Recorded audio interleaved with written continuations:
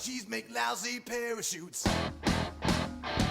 All right. Welcome to another Lone Wolf Garage Moto Vlog. As you can see, we are actually in the garage, and I have my Buck 110 in my hand.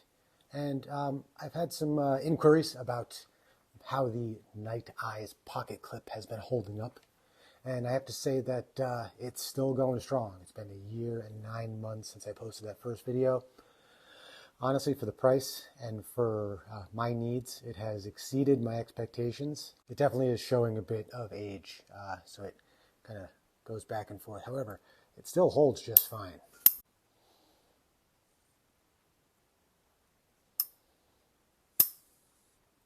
It does not feel like it's actually going to come off anytime soon, and I'm pretty sure I could get more of this 3M specific tape if I look it up or even contacted Nite Ize. So yeah, I would say this is definitely a worthy investment. It's under $10. I can't remember what it is right now.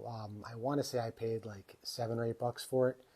Obviously things have changed in the past roughly 2 years since I got it, so it might be a bit more expensive. I'll put what it's currently going for right now, which is July 18th, 2026 on the screen, just to give you an idea.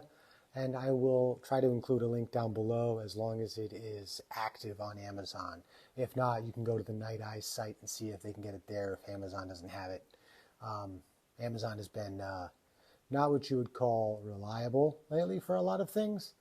Shipping is garbage, even for Prime members. The Nite Ize HipCLip, definitely worth putting on one of your knives, especially if you have one of these big, heavy, clunky Buck 110s, but you want to actually carry it in your pocket. All right, if you like that one, give it a big old thumbs up. If not, keep on trucking. And yeah, I'd love to hear your thoughts down in the comments below. Rock on.